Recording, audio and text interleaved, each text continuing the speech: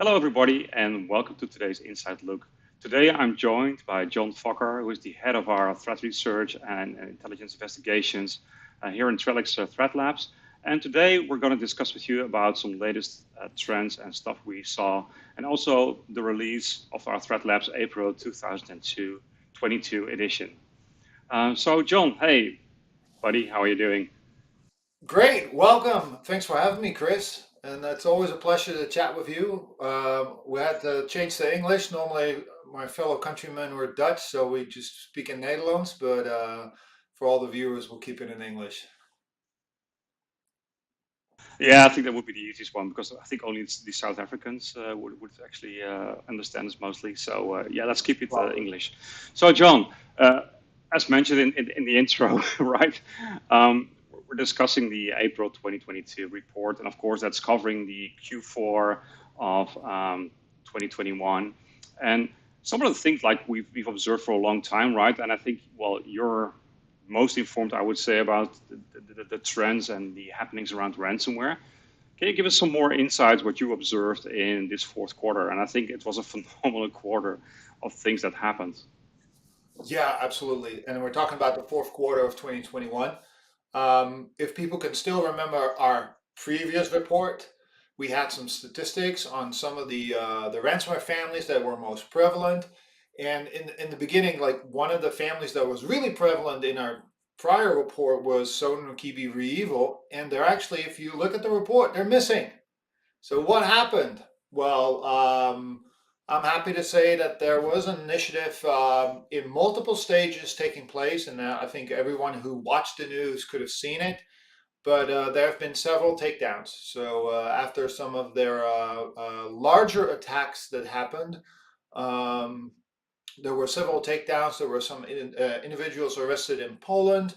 There were some individuals arrested and indicted. And eventually, even in the beginning of 2020, before, well, we're actually living in a completely different world, there was a very fragile collaboration, it seems, with the FSB, and they managed to arrest 8 individuals connected to ReEvil. We don't think that the core members are gone, but it was enough for a blow to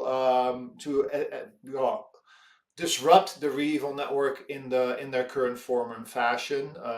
And I'm actually happy to say that from Trellix Labs, we participated quite a bit. We did a lot of research behind the scenes.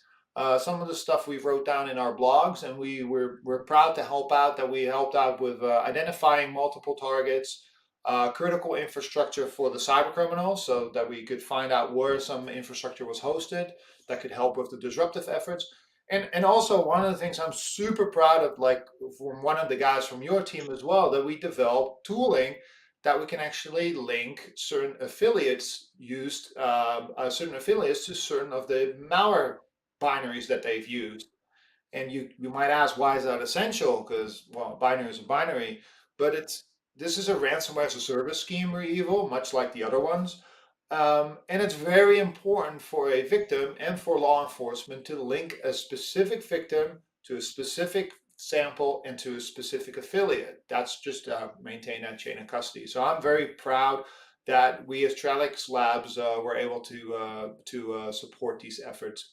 So yeah, for this latest report, the top place that we have seen, that we have been detecting, that was Lockbit actually, and followed by Lockbit was Cuba ransomware.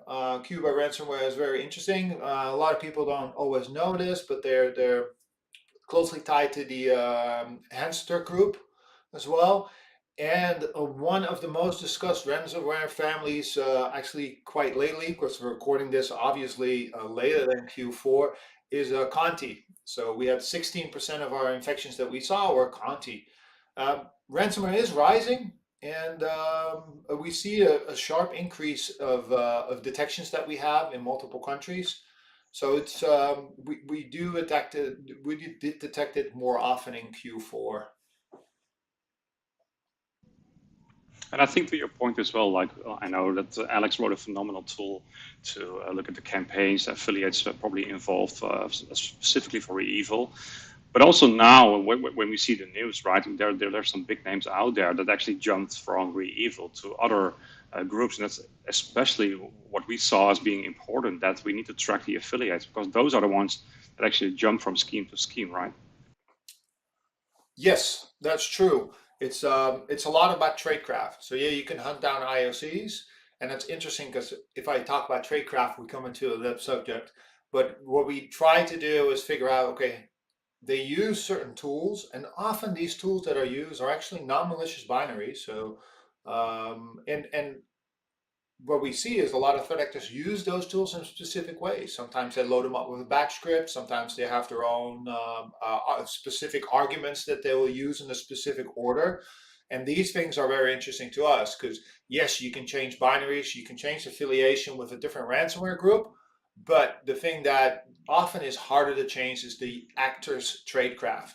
And that brings me to some of the other topics that I find very interesting in our report that you don't always see is actually living off the land. So we actually measured, or we keep track of these campaigns that we examine and how many times they use living off the land binaries and scripts.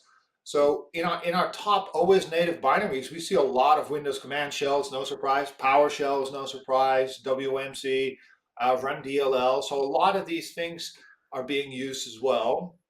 A lot of task scheduling. And why? Sorry. And you as a cat lover, why is your cat Mimi always there in that list? Mimi bedoel je? I'm sorry, I Yeah, didn't get Mimi it. cats. Oh, Mimikat, sorry.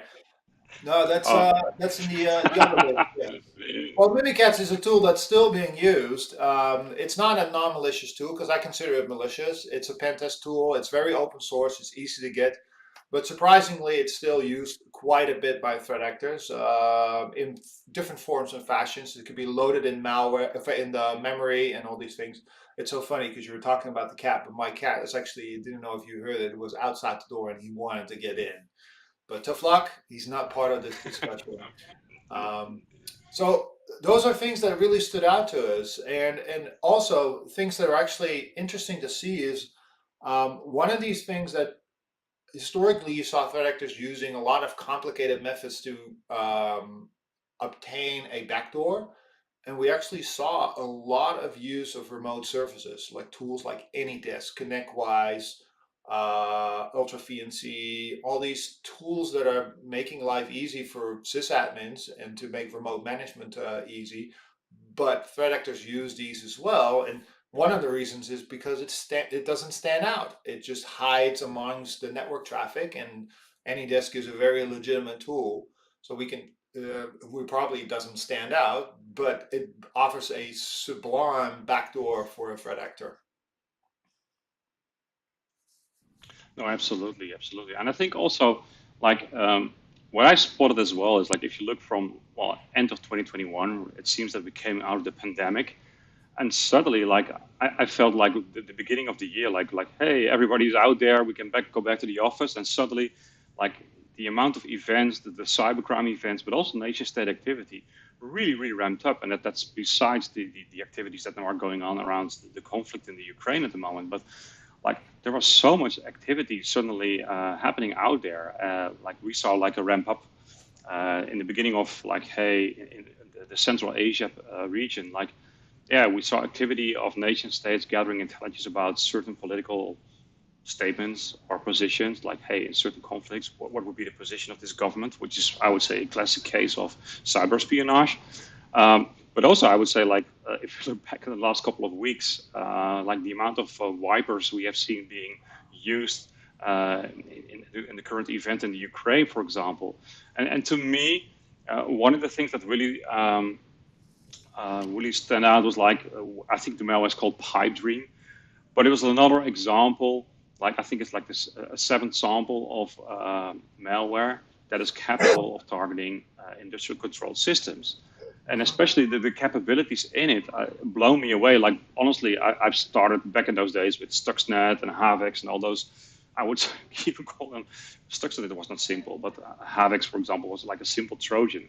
Yeah. But honestly, if you look now at PyDream, like the components over there, like somebody really did their research there.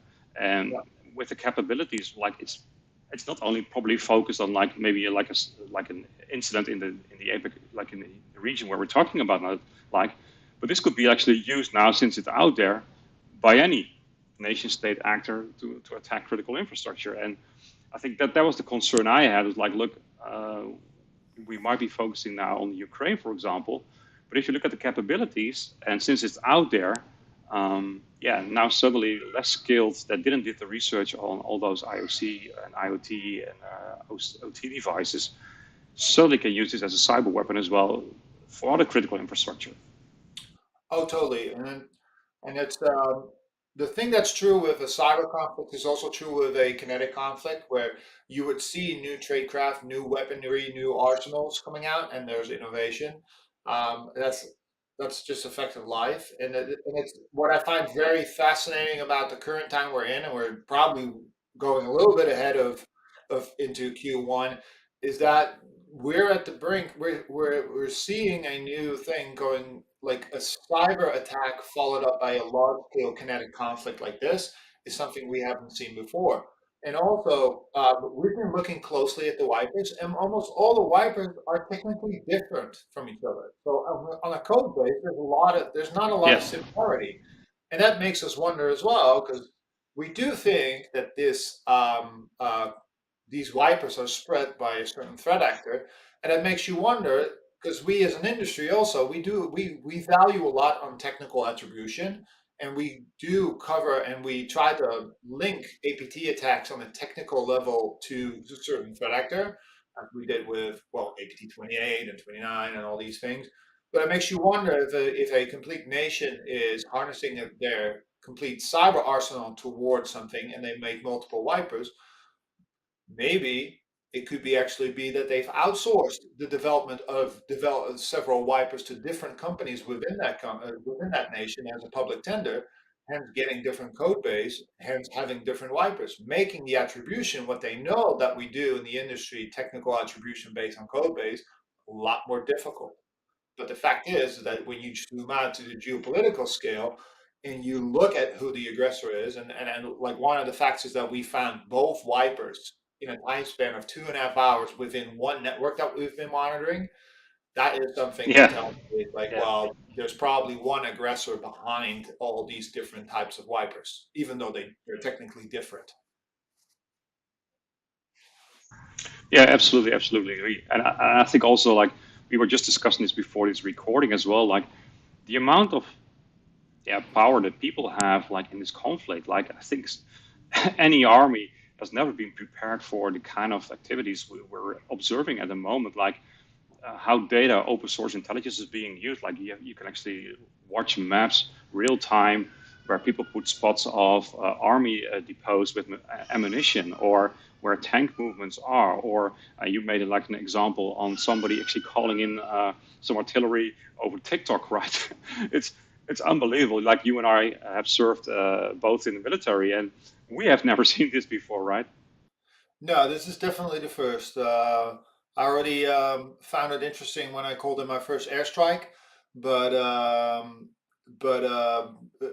when it was deployed, but calling in an airstrike through TikTok, that is a first for me as well to see that happening, and it does happen right now.